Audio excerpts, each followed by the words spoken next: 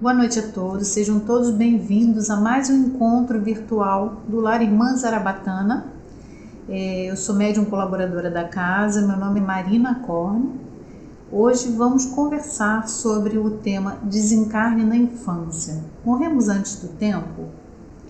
Antes disso, vamos elevar o nosso pensamento ao Mestre Jesus, pedindo que Ele nos envolva com muita luz e encha os nossos lares de harmonia, e que a espiritualidade amiga também esteja nos envolvendo e carreando as nossas melhores vibrações de amor, de cura, de acolhimento, de compaixão para todos os irmãos necessitados, sejam eles encarnados ou desencarnados, e também para os seus familiares que estão passando aí por difíceis provas nesse momento tão angustiante que nós estamos vivendo.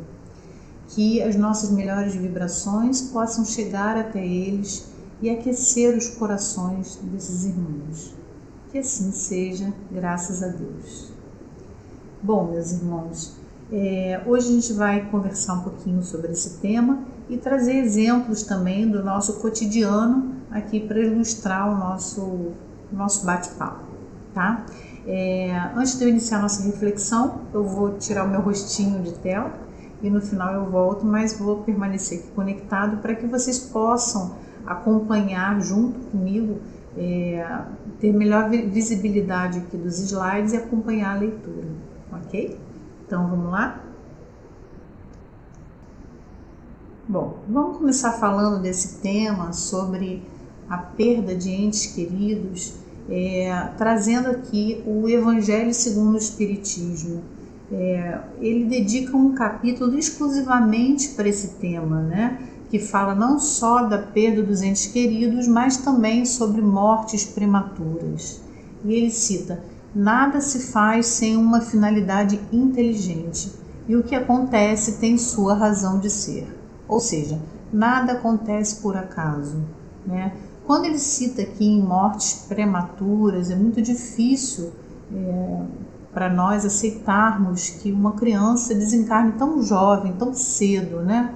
Mas nós precisamos também definir que esse termo de prematuridade, ele é tão somente do corpo físico, né?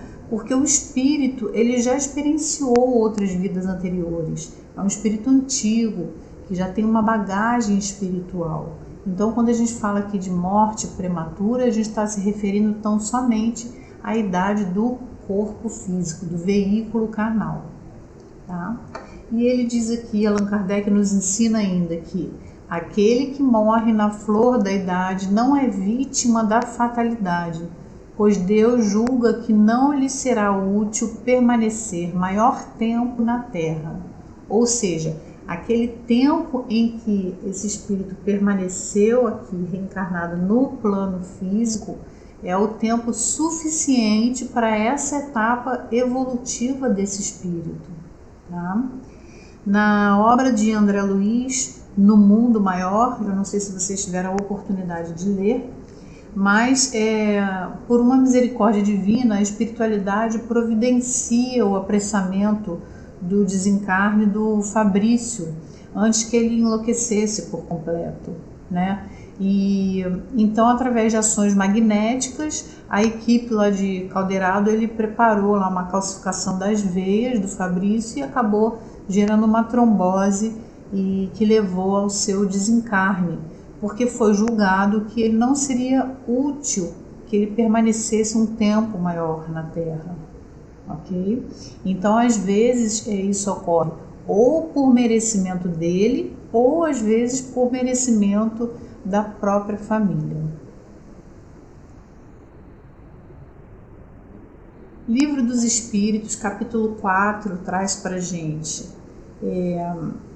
sorte das crianças depois da morte. Então, a questão 198, ele pergunta assim, Allan Kardec pergunta: não tendo podido praticar o mal, o espírito de uma criança que morreu em tenra idade pertence a alguma das categorias superiores?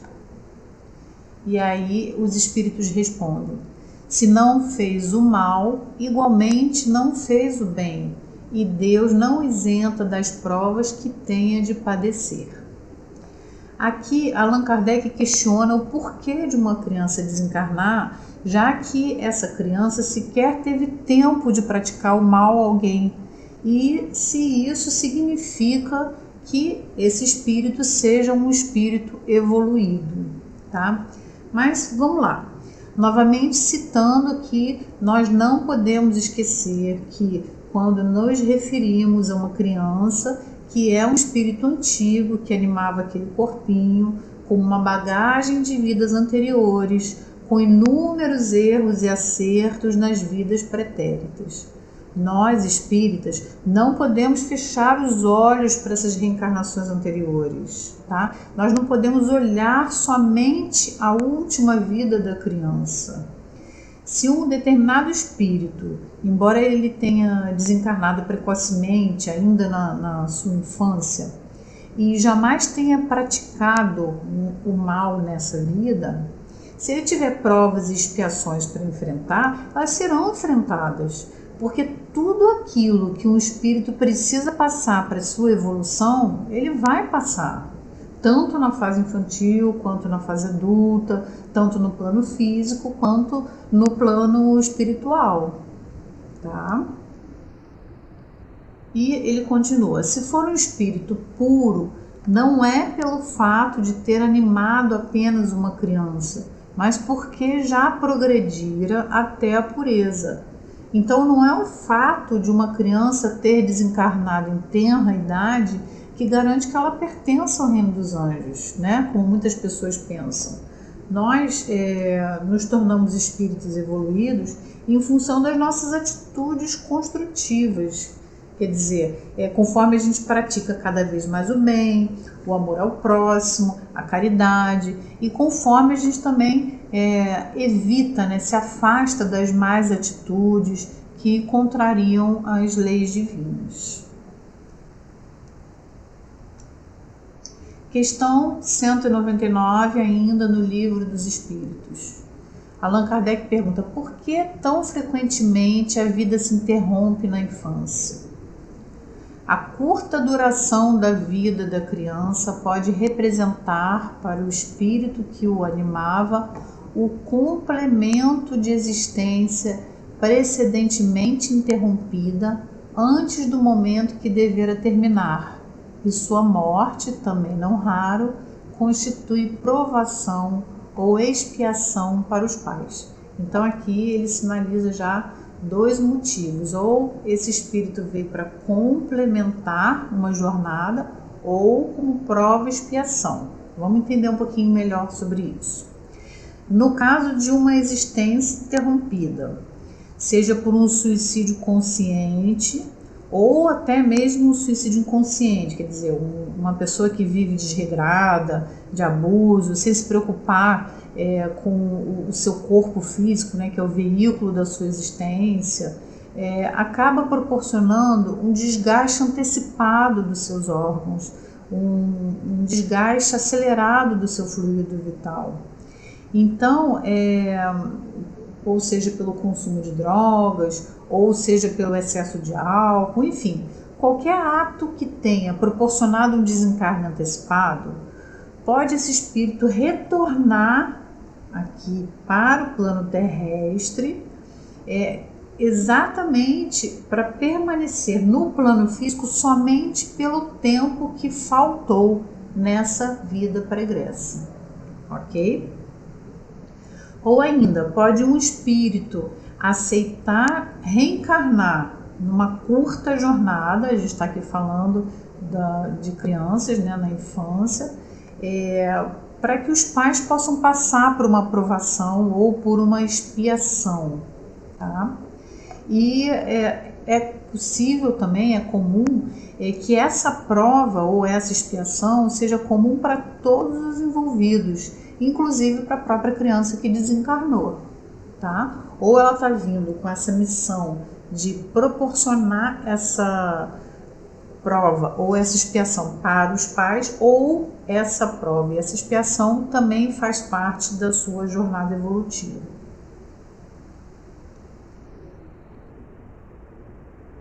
que sucede ao espírito de uma criança que morre pequenina.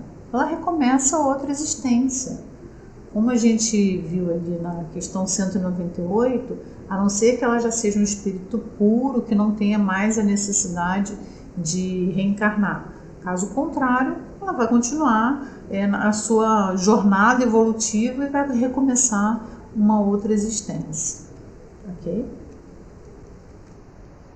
Então vamos lá. Eu trouxe aqui para a gente refletir alguns casos que são relativamente recentes, tá? E que causaram grande comoção pública. Um deles é a chacina da Candelária. Não sei quem é que lembra, mas em julho de 1993, um pouco antes da meia-noite, um carro encostou e aí desceram do carro e eles atiraram contra as pessoas que estavam dormindo e mataram 8 pessoas, sendo que 6 dessas 8 eram menores de idade. Tá? O caso da menina Isabela Nardoni, eu acho que a maioria lembra desse caso, né? Ganhou uma repercussão muito grande também, que foi o pai e a madrasta da criança que jogaram a menina lá do quinto, menina de 5 anos do 6º andar, sei lá, do prédio, e a menina morreu imediatamente. O caso do menino Bernardo, que tinha 11 anos de idade e ocorreu em 2014. A criança desencarnou porque a madrasta ficava dando excesso de remédio e ele acabou tendo uma overdose de remédios, depois ela injetou, enfim. O caso do menino Henry, que é bem recente agora, em março de 2021, ainda está sendo investigado isso daí, né? Ainda não foi julgado, mas ele foi assassinado pelo padrasto, que é um médico, que é vereador e tal. E o caso mais recente de todos, que foi essa chacina na creche em Saudades, que é uma cidade de Santa Catarina. Então a gente vê relatos de crimes contra crianças cometidos até pelo próprio pai, como foi aqui o caso da Isabela Nardoni, né? Que foi o pai em conjunto com a madrasta dele, né? E vemos ainda também casos de infanticídio, que é o assassínio de uma criança provocado pela própria mãe, às vezes ainda recém-nascido, e ocorre ali durante o estado puerperal. Tá? Isso, gente, sem falar no infanticídio inconsciente. Na obra de André Luiz, que chama-se No Mundo Maior, é abordada essa questão do infanticídio inconsciente, mostrando com muita clareza a influência do ambiente que vigora no lar para a saúde ou para a enfermidade da criança. Tá? É óbvio que a gente não pode generalizar e ninguém aqui pode se culpar achando que então a doença do meu filho é causada pela desarmonia no meu lar. Não é generalizado e cada caso é único.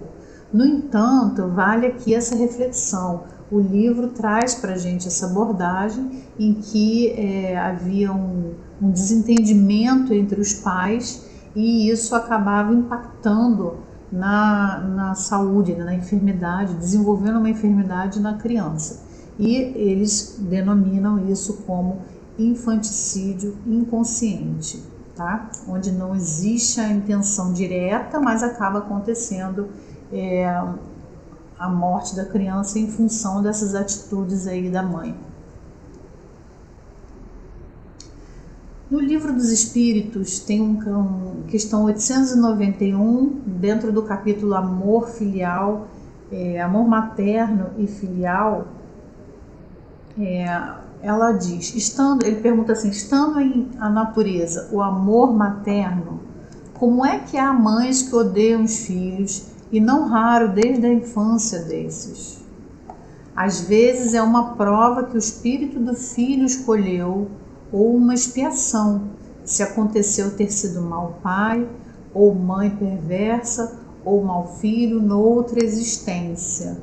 Então, precisamos lembrar aqui que muitas vezes os espíritos são reunidos em um núcleo familiar para que exista um resgate espiritual, né? Então, assim, é comum os pais receberem desafetos com os seus filhos, exatamente para proporcionar um elo, uma ligação maior, mais forte, para proporcionar a transformação daquele sentimento de ódio por um sentimento de amor, tá? Então é comum que a gente encontre mães que têm atritos, que não têm uma compatibilidade com uma afinidade espiritual com seu filho, ou pai com filho, etc. É muito comum, a gente tem vários casos relatados aí na doutrina espírita aí por André Luiz.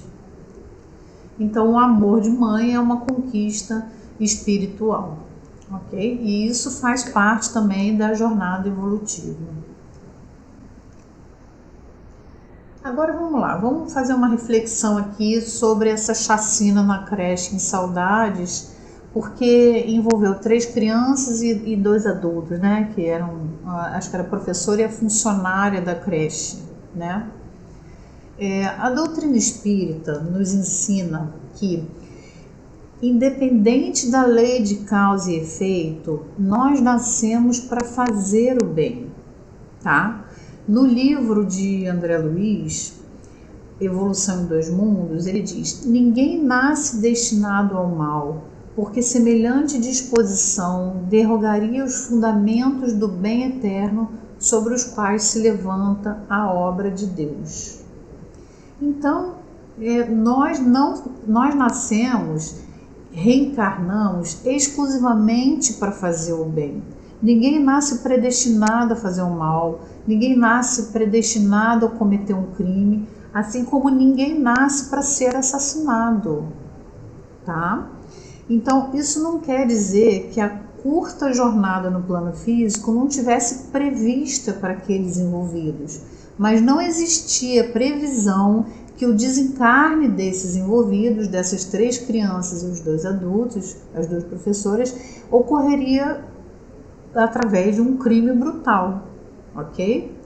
Então, aqui o que ele ensina pra gente?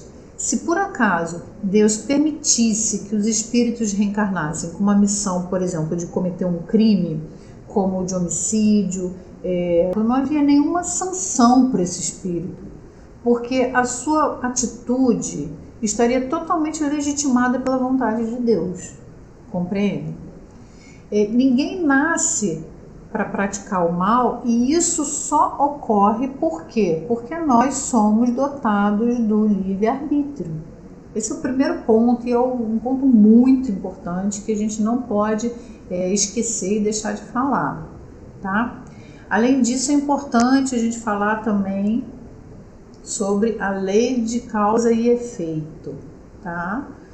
A lei de causa e efeito não se equivale à lei de Talião, elas são diferentes, tá? A lei de Talião, juridicamente falando, ela significa a justa reciprocidade do crime e da pena, ou seja, eles têm que ter o mesmo peso, a mesma medida.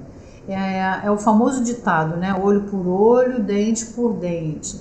Ou seja, se uma pessoa cometeu um assassinato em uma vida, para a lei de causa e efeito, não significa que ela deverá obrigatoriamente reencarnar para ser assassinada, porque pelas leis divinas ninguém nasce para praticar o mal, ninguém nasce com a missão de assassinar o próximo, de assassinar um semelhante, tá? Então a lei de causa e efeito, ou a ação e reação, ela é uma lei universal que nós somos submetidos.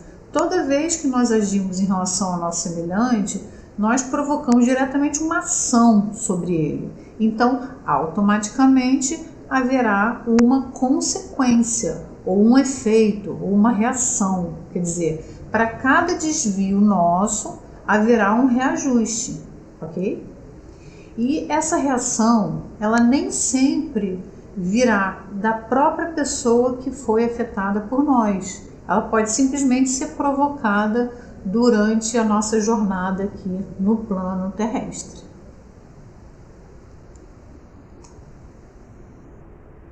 Terceiro ponto importante que a gente tem que ter em mente: a lei de causa e efeito não é rígida, tá? Quando nós reencarnamos, nós temos um lapso temporário de uma experiência aqui no plano físico, que é o nosso tempo de vida física, tá? Então, durante a nossa jornada, as nossas atitudes vão interferir diretamente sobre as leis de causa e efeito. Ou seja, existem inúmeras escolhas aqui que se mostram, que aparecem para a gente durante a nossa jornada. E elas vão moldando as nossas provas de acordo com os nossos atos durante essa experiência terrena. Muitas vezes os nossos atos podem servir como agravantes, se você escolhe aqui no caso a porta errada, ou podem servir também como atenuantes das nossas consequências. É um exemplo de um espírito que reencarna, que tem uma programação reencarnatória para desenvolver um câncer no estômago durante a sua jornada, mas as suas ações são tão benéficas com o próximo que suas penas são atenuadas e aí ele não desenvolve o câncer de estômago, desenvolve apenas uma gastrite, por exemplo, tá? No livro O Céu e o Inferno, Allan Kardec nos explica que o arrependimento das faltas cometidas é o elemento chave para liberar os espíritos das provações dolorosas e das expiações. Ele fala assim: arrependimento, expiação e reparação são 3 condições necessárias para pagar os traços de uma falta e suas consequências. O arrependimento suaviza as dores da expiação, abrindo pela esperança o caminho da reabilitação. Só a reparação, contudo, poderá anular o efeito, destruindo-lhe a causa. Seguindo. Voltando aqui a esse tema de que a lei de causa e efeito ela não é rígida e que as nossas etapas da vida elas vão sendo moldadas de acordo com os nossos atos, tá? Outro exemplo aqui que eu vou citar é uma pessoa que nasceu completamente saudável e pelo seu livre-arbítrio ela optou por ser fumante a vida inteira. E aí ela acaba provocando muitos danos aqui nos seus pulmões e aí desenvolve, por exemplo, uma doença crônica, uma doença pulmonar crônica. Ou seja, essa doença pulmonar crônica não estava predestinada, ela não fazia parte do seu plano reencarnatório, tá? Mas as suas ações na vida levaram a essa consequência. Por conta do fumo excessivo, ela acabou desenvolvendo, ainda nessa jornada aqui terrestre, uma doença pulmonar crônica, ok? Ou então ainda, uma pessoa que nasceu saudável e no decorrer da vida ela desenvolve determinada doença, que não foi provocada pelas suas atitudes e que, apesar dessa doença não fazer parte do seu plano reencarnatório, se isso vier a acontecer é porque existe uma história pregressa que justifique esse acontecimento, tá? Então, há uma trajetória para a gente seguir, pautada no nosso plano reencarnatório, nas nossas escolhas, nas nossas necessidades evolutivas, na lei de causa e efeito, nas nossas provações, nas nossas expiações, que fazem parte também do nosso plano reencarnatório, ok? Mas o nosso percurso, durante o nosso percurso aqui, existem desvios. E esses desvios, que são essas mudanças, elas complementam a nossa caminhada, porque são as nossas provações da vida que não estavam previamente estabelecidas, ok? Então vamos lá. Aplicando esse conhecimento na prática com o tema de hoje, tá? As crianças lá da creche de saudades, as crianças que desencarnaram não estavam programadas para morrer assassinadas, tá? Assim como a professora e a funcionária da creche. Mas, pelos ensinamentos espíritas, nós sabemos que existia a previsibilidade do desencarne em uma idade precoce para todos os envolvidos. E esse desencarne, ele poderia ter ocorrido de inúmeras maneiras, porque existem várias formas de desencarnar. Seja atropelada, seja de Covid, seja afogada, ou outra forma qualquer, outra patologia, outra enfermidade, mas algo que interrompesse essa jornada, tá? Não programada para que fossem assassinados. Não, nenhuma delas vieram programadas para serem assassinadas.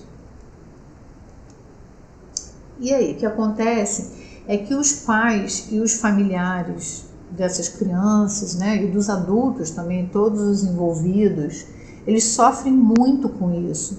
Eles se sentem lesados, eles se sentem roubados. É como se o motivo de vida deles, o motivo de viver fosse retirado deles, né? E eles se perguntam o tempo todo, por que logo ele? Por que isso tinha que acontecer comigo, né? Às vezes também se sentem culpados porque acham que podiam e deviam ter prevenido aquele acontecimento, né? E embora a gente tenha muita dificuldade de aceitar isso, de perder um filho, em especial quando acontece de uma forma tão brutal como foi essa da creche, esses acontecimentos são provas para todos os envolvidos, tá? Não somente para aquele que desencarna, mas para todos os envolvidos. Eles não estariam sendo submetidos a isso se também não precisassem passar por isso para evoluir. Dói, eu sei que dói, mas faz parte do nosso crescimento, tá? E ainda assim a gente continua se questionando o tempo todo. É tão trágico que realmente tinha que ter acontecido dessa forma, não poderia ter sido de outra forma, de uma maneira mais suave, menos sofrida, enfim. Eu assisti um programa de perguntas e respostas com aquele palestrante Jorge Elarrat, e ele falava disso com muita propriedade, inclusive da força de atração dessas provações, tá? E ele explica que dentro das faixas de inúmeras possibilidades de acontecimentos provenientes da lei de causa e efeito, existem ainda as perturbações espirituais. Então, numa sociedade como a nossa, que é uma sociedade materialista, que planeja o mal, que é indiferente à dor do próximo, cria-se uma espécie assim de um cordão de energias negativas, entende? Então, quando nós falamos assim, orai e vigiai, é exatamente para que seja criada uma psicosfera mais favorável. Para quê? Para que as leis divinas se manifestem.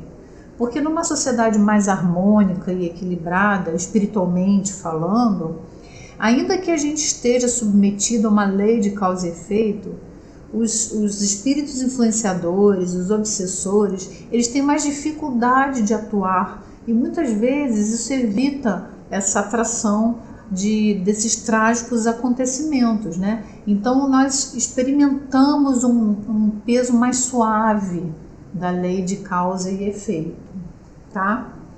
Como nós vivemos ainda num planeta de provas e expiações, onde grande parte da sociedade vibra negatividade, materialidade, indiferença, enfim, uma sociedade que propaga notícias falsas, fake news, que age maliciosamente para prejudicar o próximo.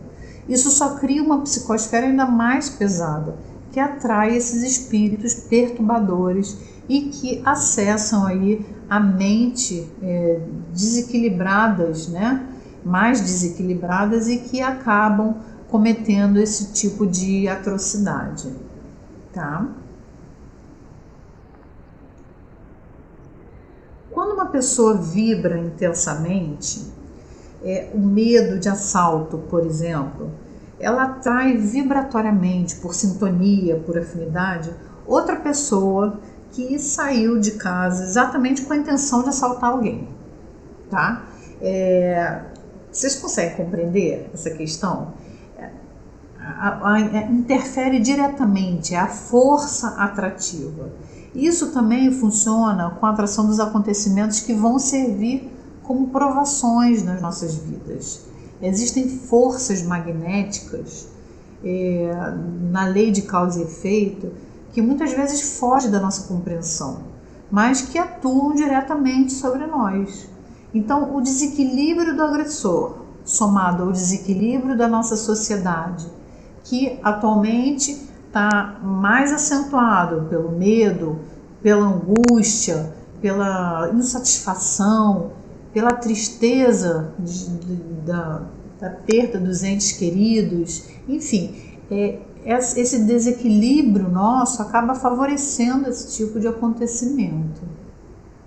Na obra de André Luiz, Entre a Terra e o Céu, ele nos ensina que conhecemos grandes almas que renasceram na Terra por brevíssimo prazo, simplesmente com o objetivo de acordar corações queridos para a aquisição de valores morais, recobrando logo após o serviço levado a efeito a respectiva apresentação que lhes era costumeira.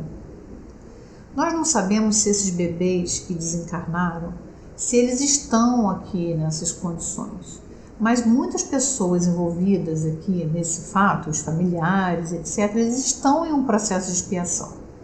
Outras pessoas estão envolvidas por amor ou por missão, quer dizer, elas aceitaram fazer um sacrifício da sua própria vida, como agiu a professora, por exemplo, que ao invés dela simplesmente fugir do local, ela se preocupou em entrar na frente das crianças, em tentar proteger, em trancar as portas das salas, né? Então, Deus possui diversos mecanismos para que as suas leis se manifestem, mas não deseja que ninguém seja o executor dessas leis. Ela tem os seus próprios mecanismos para acontecer, tá? E o que a gente pode fazer para isso se modificar? É orar por todos os envolvidos, em especial pelo agressor, que se encontra completamente desequilibrado, né?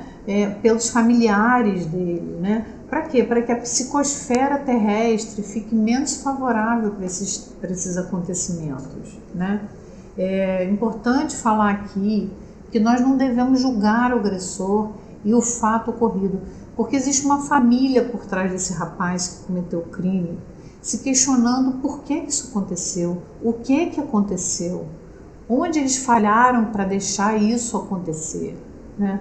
A dor dos envolvidos precisa ser respeitada e nós não podemos minimizar o sofrimento de ninguém, absolutamente ninguém, mesmo que seja do agressor, ok? O que nós podemos fazer com benefício é orar por eles. Sobre a perda de um filho. Nós não temos como arrancar a dor, mas nós temos como olhar com amor para a nossa dor, acolher a nossa dor. Luciano Máximo, ele é um médico pediatra e espírita, e ele usa uma frase que diz assim: se sentimos falta da luz porque estamos no escuro, temos que aprender a brilhar no escuro. E a outra que diz assim: só sabemos o sabor do doce quando experimentamos o amargo, e só sabemos valorizar a importância do amargo quando sentimos falta do doce. Então, a dor que nós passamos serve para despertar o amor de Cristo em nós. A nossa dor do luto, quando acolhida com resignação, nos faz buscar caminhos que nos aproximam de Deus. Faz parte de uma jornada evolutiva. Ajuda no nosso crescimento emocional, no nosso crescimento espiritual, ajuda que todas as pessoas envolvidas consigam se aproximar das leis de Deus. Eu deixo aqui uma dica sobre esse tema, que é o filme As Mães de Chico Xavier, e que relata inúmeras cartas que Chico recebia dos filhos pedindo que suas mães seguissem as suas vidas, porque o luto ele tem que ser um luto construtivo, ele tem que ser um luto que acrescente para a gente e não que nos destrua. As mudanças nas nossas vidas são muito importantes.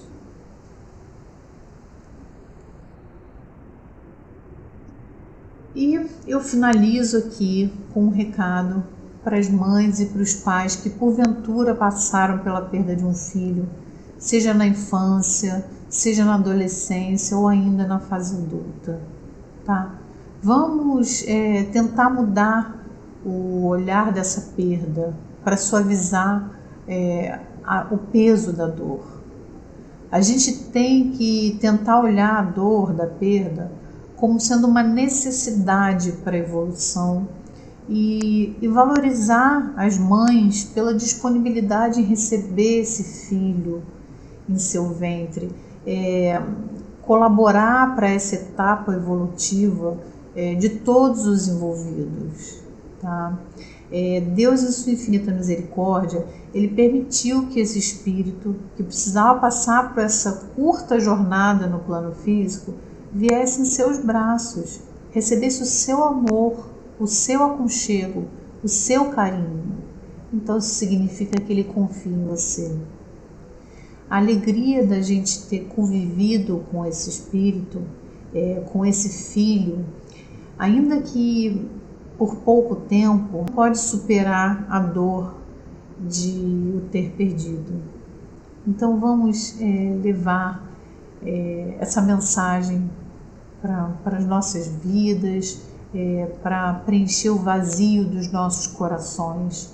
Vamos tentar relembrar dos tempos vividos e agradecer a Deus, agradecer a oportunidade de ter convivido com esse espírito. Agradecer pelas dificuldades, são elas que nos fortalecem e são elas que nos ajudam a crescer. Gente, eu vou fechar a nossa reflexão aqui com o Pai Nosso e na voz de uma criança. Pai nosso que está no céu, santificado seja teu nome, venha a nós teu reino, seja feita a tua vontade, assim na terra como no céu. O pão nosso de cada dia nos dai hoje. Perdoa as nossas dívidas, assim como nós perdoamos os nossos devedores. Não nos deixes cair em tentação, mas livra-nos do mal. Amém.